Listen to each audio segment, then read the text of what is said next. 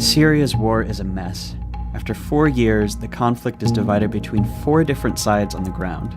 Each side has different foreign backers, and those foreign backers don't even agree with one another about who they're fighting for or who they're fighting against. To understand all this, the crisscrossing interventions, the moving battle lines, it helps to go back to the beginning of the war and watch how it unfolded. The first shots in Syria's war are fired in March of 2011 by Syrian dictator Bashar al-Assad against peaceful Arab Spring demonstrators. In July, some of the protesters start shooting back, and some Syrian troops even defect from Assad's army to join them. They call themselves the Free Syrian Army, and the uprising becomes a civil war. Extremists from Syria and from around the region start traveling to join the rebels. Assad actually encourages this by releasing jihadist prisoners to tinge the rebellion with extremism, make it harder for foreigners to back them. In January of 2012, Al-Qaeda forms its new branch in Syria called Jabhat al-Nusra. Also around then, Syrian Kurdish groups, who've long sought autonomy, take up arms and de facto secede from Assad's rule in the north. That summer is when Syria becomes a proxy war. Iran, which is Assad's most important ally, intervenes on his behalf. By the end of 2012, Iran is sending daily cargo flights and has hundreds of officers on the ground. At the same time, the oil-rich Arab states on the Persian Gulf begin sending money and weapons to the rebels, mainly to counter Iran's influence and mainly through Turkey. Iran steps up its influence in turn in mid-2012 when Hezbollah, which is a Lebanese Shia group backed by Iran, invades to fight alongside Assad. The Gulf states respond by sending even more money and weapons to rebels, Saudi Arabia really leading the effort at this point, and this time going a lot through Jordan, who also opposes Assad. And by 2013, the Middle East is divided between generally Sunni powers on one side supporting the rebels and Shias on the other side supporting Assad. That April, the Obama administration, horrified by Assad's atrocities, signs a secret order authorizing the CIA to train and equip Syrian rebels. The program stalls out at first. At the same time, the US quietly urges the Arab Gulf states to stop funding extremists, but their requests go ignored. In August, Assad uses chemical weapons against civilians in the town of Ghouta. Men, women, children lying in rows, killed by poison gas. It is in the national security interests of the United States to respond to the Assad regime's use of chemical weapons through a targeted military strike. Russia proposed on Monday that Syria surrender control over its chemical weapons to the international community for its eventual dismantling to avoid a U.S. military strike. The US ends up backing down, but the whole thing establishes Syria as a great powers dispute, with America against Assad and Russia backing him. Just weeks later, the first American training in arms through that CIA program finally reached Syrian rebels. The US is now a participant in the Syrian war.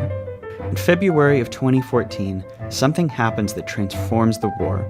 An Al-Qaeda affiliate, mostly based in Iraq, breaks away from the group over internal disagreements over Syria. The new group calls itself the Islamic State of Iraq and Syria, and it becomes Al-Qaeda's enemy. ISIS doesn't fight Assad. Instead, it fights the other rebels and it fights the Kurds, carving out a mini-state in Syria that it calls its caliphate. That summer, it marches across Iraq, seizing territory and galvanizing the world against it. Then, in September, almost exactly 1 year after it almost bombed Assad in Syria, We're moving ahead with our campaign of airstrikes against these terrorists, and we're prepared to take action against ISIL in Syria as well. That summer, the Pentagon launches its own program to train Syrian rebels. But unlike the CIA program, this one will only train rebels who fight just ISIS, not Assad. And the program fizzles out, showing that America now opposes ISIS more than Assad, but also that there's really no like-minded force on the ground in Syria. In August, Turkey begins bombing Kurdish groups in Iraq and in Turkey, even as Kurds are fighting ISIS in Syria. Turkey also doesn't bomb ISIS in Syria. All of this deepens tension with the US over this question of whether they need to treat Assad or ISIS the primary enemy, and creates a lot of confusion among the Kurds about where the US stands. Now, Assad has been losing ground all this time, to ISIS, to the rebels, and in September of 2015, Russia intervenes on his behalf. Russia says it's there to bomb ISIS, but in fact it just bombs the anti-Assad rebels, including some rebels who are backed by the US. So as it stands now, There are lots of different groups and outside countries involved in Syria's war, and even among allies, there are big disagreements about who their enemies are, who to support, and how to do it. And those contradictions are a big part of why, for this war, there is just no end in sight.